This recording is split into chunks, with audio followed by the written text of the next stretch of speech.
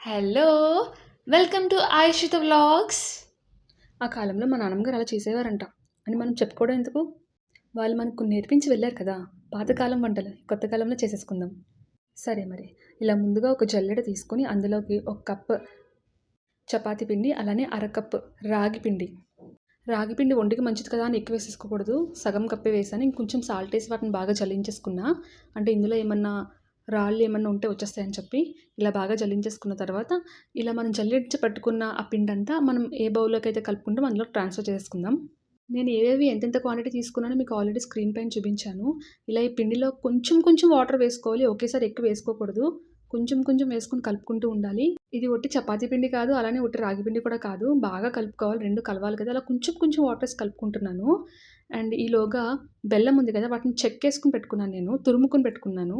బెల్లం కొట్టేసుకొని వేసుకుంటాం కదా! అంటే అవి ముక్కలు ఉండిపోతాయి కదా! అంత త్వరగా అవ్వవు. ఈ పిండి చాలా గట్టిగా ఉంటది. అందులోకి ముక్కలు తీసుకొని కొట్టుకొని వేసుకున్న బెల్లం అయితే అసలు కరగదు ఇందులో. ఇలా తురుముకొని పెట్టుకున్న బెల్లం వేసుకొని ఇలా బాగా కలుపుకుంటే ఈ బెల్లము కలిసిన తర్వాత అది ఇంకా పల్చగా అయిపోతుంది పిండి. అందుకే వాటర్ చాలా తక్కువ వేసుకోవాలి. ఇలా కొట్టుకుంటూ, కొట్టుకుంటూ బాగా కలుపుకోవాలి. ఆ కాలంలో వాళ్ళు చెక్క గరిటెలతో కలిపేవారంట. మా నాన్నమ్మ చెప్పింది నాకు. ఇలా ఎందుకు కొడుతున్నావంటే 2 కలవాలి కదా! అదొకటి ఉండలు ఉండల్లా ఉంటే ఆ ఉండలు కూడా ఉండకూడదు. మరి మనం చేత్తో కలిపేసుకోవచ్చు కదా! అంటే తక్కువ పిండయితే చేత్తో కలిపేసుకుంటాం. కానీ ఎక్కువ పిండి చేత్తో కలిపాము. కర్ర వాడాలి అని చెప్పి, కర్ర గరిటె వాడాలి అని చెప్పారు. ఇది మామూలుగా మన దోసల పిండిలా ఏమో అని ఉంటదేమో అనుకుంటాం. కానీ చాలా గట్టిగా ఉంటది. ఆ కలపడంలోనే మనకు ఆ విధానం తెలిసిపోద్ది. నాకు 5 మినిట్స్ పట్టింది కలపడానికి. గట్టిగా అలా కొట్టుకుంటూ, కొట్టుకుంటూ, కొట్టుకుంటూ, కొట్టుకుంటూ ఇంకా దోసల బ్యాటర్ ఉంటది కదా! అలా వచ్చే వరకు నేను కలుపుతూనే ఉన్నానింకా. నీళ్ళెక్కువైతే మనకి అట్టు రాదు. సమానంగా నీళ్ళు అటు ఎక్కువ అవ్వకుండా ఇలా ఈ విధంగా వచ్చే వరకు మనం కలుపుకోవాలి. ఇది ఎండిపోయిన కొబ్బరికాయ ఇలాగ నేను తురుముకొని పెట్టుకున్న. పచ్చి కొబ్బరి అయితే కాదు. జీడిపప్పు ఇలా కొంచెం నెయ్యి వేసుకొని బాగా వేపేసుకుంటున్నాను దోరగా.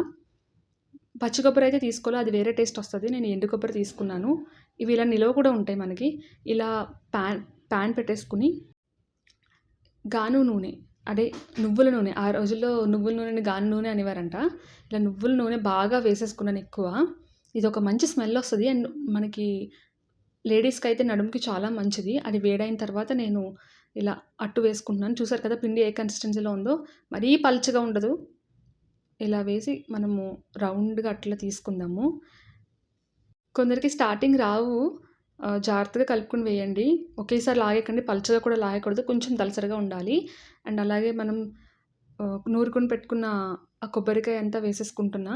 మీకు ఎక్కువ కావాల్సితే ఎక్కువ వేసుకోవచ్చు. అలానే జీడిపప్పు కూడా వేసుకుంటున్నాను. మీకు ఇంకా డ్రై ఫ్రూట్స్ కావాలంటే ఇంకేమన్నా వేసుకోవచ్చు ఇందులో. అలానే మీరు ఈ అట్టు వేసుకునే ముందు ఒకసారి బెల్లం చూసుకోండి తీపి సరిపోయిందా లేదా అని చెప్పి. మీరు ఇందులో కావాలంటే ఇలాచీ పౌడర్ కూడా వేసుకోవచ్చు. ఇలా అన్నీ వేసేసిన తర్వాత గానుగ నూనె, నువ్వుల నూనె ఇంకొంచెం ఎక్స్‌ట్రా పైన కూడా ఉడకాలి కాబట్టి వేస్తున్నాను నేను బాగా. ఇది చిన్న పిల్లలకి పెట్టండి. ఒంటికి చాలా మంచిది.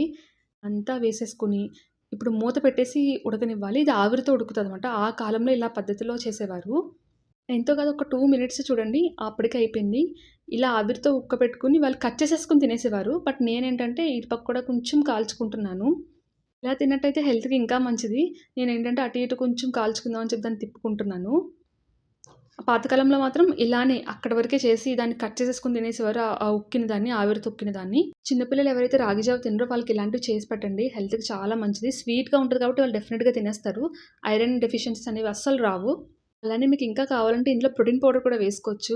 డెఫినిట్‌గా ట్రై చేయండి. చాలా మంచి చిన్న పిల్లలు ఉన్న వాళ్ళకి బాగా యూజ్ అవుతాయి. ఇలాంటి మరిన్ని వీడియోస్ కోసం like, share and subscribe. By by.